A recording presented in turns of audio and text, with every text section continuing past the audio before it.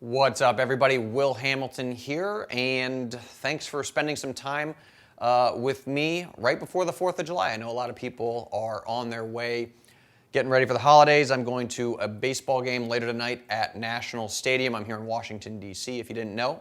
So that should be fun, except for the fact that it's like 80 million degrees here. It's like, what is it, like 95, something like that? With 91 at the end of the game, and there's fireworks after the game. Oh, are there? There are fireworks. Yep. So this is Adam Szyminski, co-founder of FYB, with like 1,000,000% humidity, right? Hey. There he is. The hand of God. Isn't that, speaking of World Cup, isn't that was a move, right? Was that Maradona in '84 or something like that? Where he handballed it? Yep. Something like that. Please participate in chat if you're watching. Matt Jazz, I might be pronouncing that right. If I'm not, I apologize. But thanks for participating. Saying you got no strategy how to play. I know what that feels like. We're going to change that. We've all been there where we kind of focus on our technique to start, and then we're like, well, what do I do with this stuff now that I got it? So attached to this video, if you haven't seen it, we're going to continue with building our playbooks, is this document right here.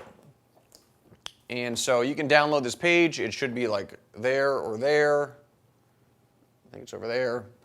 But this is what you want to look at. This is, first of all, what we want to watch Wimbledon, the lens we want to watch Wimbledon through. So a lot of the times we watch people just hit big shots. We're like, that's pretty cool. But now we want to start looking at the game in terms of players trying to, hero is trying to stretch villain off the court, trying to push him back, trying to stretch him the other direction, trying to pull him in, and then the last one we don't have listed here, but it is on this doc, is hit behind them. So if villain's like going that way, you would hit behind them, wrong foot them, they have to stop and come back. And the goal here is to use court position as our number one weapon, because court position is always there. It doesn't matter if you have A game, B game, C game, whatever. It's always going to be there, and it is our number one weapon that we can use. Think about your game. If you hit really hard, well, what are you fundamentally trying to do? You're trying to push your opponent back, right? But maybe you're a counterpuncher and you don't rely on power as much, but you're trying to move your opponent around the court. Well, then you're stretching them more. Or if you're what we call a Dr. Feelgood, a lot of spins, a lot of slices, then you try and pull your opponent in, keep the ball low. So you're trying to move your opponent around the court in some way. So this is how you want to start thinking about your strategy, is what are you trying to do? And so there's another video, you can check that out later, that we talk about this concept a little bit more. But today what I want to do right now is talk about how to start constructing matchups. And we're going to talk about Rafa Nadal today against Sela. It was a routine match, but there's a thing about Nadal that is sort of crystallizes what I'm about to talk about. So we've got, you can see here, there's a sword down here, there's a shield over here, there's a sword up there, and there's a shield over here. And this is how we talk about the game. And the read you want to make the very first read, the most important read whenever you are stepping on the court against your opponent is, first of all, if I'm facing the court this way, which way is my shield and which way is my sword? Typically for a righty, the shield's going to be on the left and the sword's going to be on the right, because forehand's better than the backhand. That doesn't necessarily have to be the case, but it's simply which is the stronger side. And then you would look across the net and you would make a read during the warm-up. Which side is the sword on? Which side is the shield on? And for a righty, it tends to be on the left-hand side, and the shield tends to be on the right-hand side. And this matchup here, and what you tend to get is where the swords are cross-court, the shields are cross-court.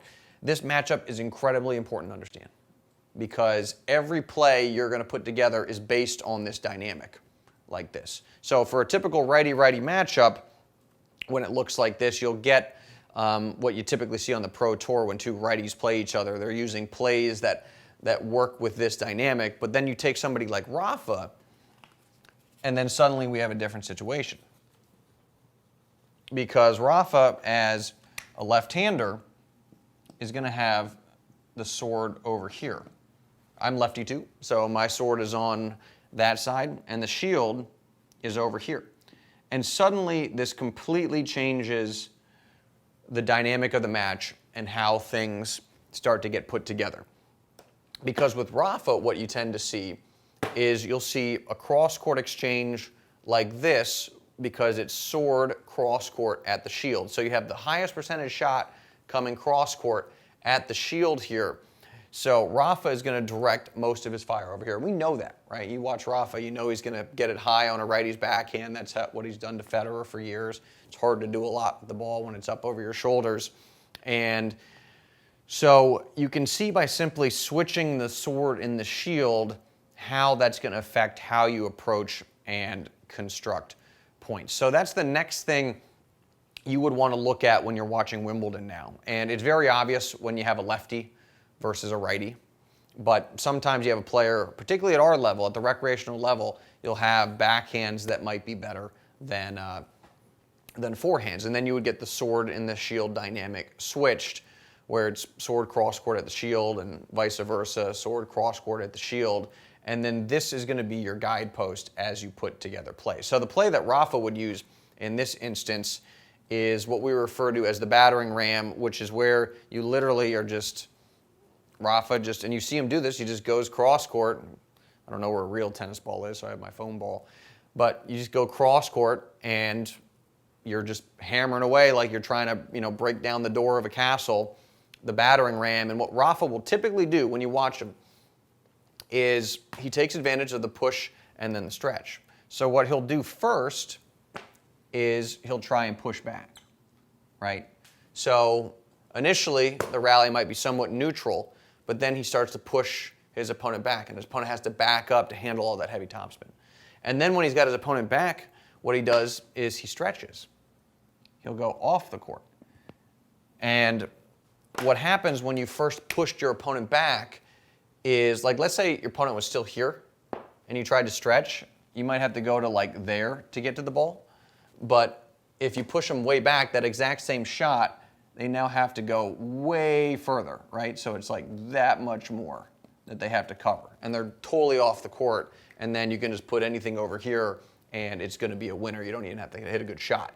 So the battering ram is a play you would use when you look at this dynamic and you say, okay, I've got a sword cross-court at a shield, right? But it depends on that initial read first is how you start constructing this stuff. So we've kind of been layering stuff on, right? The last video, and we talked about it today, apparently I'm standing off screen, we talked about how you would push back, pull, stretch, or hit behind as sort of the ingredients we're working with. And then the next level here is now looking at what is the sword shield set up, because that's going to affect how we start putting this stuff together. So that's kind of what I wanted to talk about today. If you have any questions, we got some folks watching live. Please leave a comment. I'm here to answer questions, but if not, I'm going to get a head start on my baseball game. Let's see. Okay, yeah. So sounds like Matt Jazz is having trouble with moonballers. He's saying he hits the ball pretty hard, but with fast players who would run down a lot of stuff, or moonballers, you're having problems. Matt Jazz, my guess is what's happening is they're obviously either A, getting to a lot of your shots, so you're having to hit an extra ball, you're making a mistake, or a moonballer is pushing you back. And if that's the case, let me know. When somebody pushes you back, this is a play a pusher uses all the time that I refer to as trench warfare, where if you have a trench up there that the pusher likes to hang out in, he pushes you back into your trench. And now, even if you have good ground strokes, it's hard to stretch, right? Everything you hit is a push. You're trying to hit through the court, but they're already positioned to handle that. Remember in the other video we talked about operating in contrast, where if you push somebody back, trying to keep pushing them back is less effective because they're already back here. So it actually would be a good move to stretch them. But if you get pushed back by the pusher, then it's hard to generate that angle, right?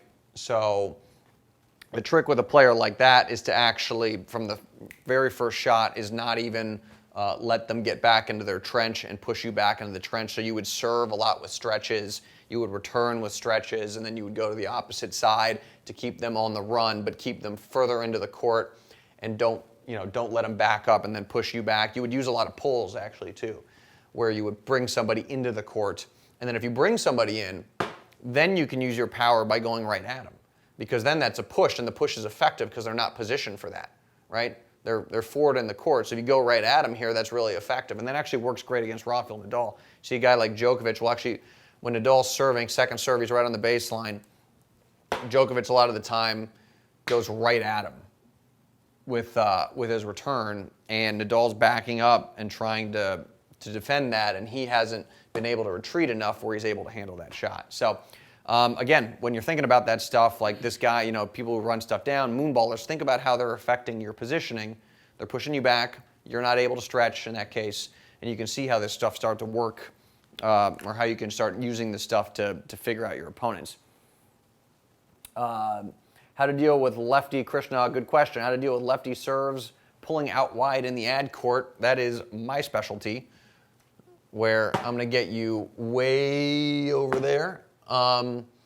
It's tough. So here's the question I would ask is, are they hitting a slice serve? Because if it's to start. If it's a slice serve, you can probably stay in. I would try and take it early so it doesn't spin away and you don't get pulled off the court. The question, though, would be if they have a kick serve, because then what they can actually do is leave the kick serve a little bit short. Like you typically you're typically taught to hit a serve deep, but they could do two things. One, they could try and body you with more pace, or they can start leaving the kick serve actually shorter, because then the ball will have time, if it bounces somewhere in here, to kick up on you, and then the move to handle that would be to back up, but then they can pull you off the court. Most players don't have that level of variety, so the number one default strategy would be take away their best serve and see if they're able to adjust. So I would stand up to start if it's a slice serve and try and take it early, block it back, don't do too much with it, just try and get it back deep, ideally cross court, with a little bit of pace so they can't go down the line, and that would be the way to go. Tough. Lefty serves are hard to deal with. That's how I make my living. Accurate angle, it sounds like. Yeah, I mean, I would take that away and see if they've got this one. It's always about taking away their number one shot and seeing if they're able to adjust. So that would be my piece of advice. All right, cool. Yeah, try it out. Let me know how it goes. Just leave a message against this video or somewhere else in the group. But with that in mind, we're going to wrap this one. Thank you for everybody watching live. Have a great 4th of July. We will be back. I don't know about tomorrow, just because it's the 4th and I kind of want to barbecue. But we will be back on Thursday and look forward to seeing everybody then. But until then, have a great 4th of July. If you're outside in this incredible heat, drink a lot of water. And if you're playing tennis, drink even more water than that. But have a great 4th. Thank you for tuning in, and we'll see you guys in a couple days. And enjoy Wimbledon.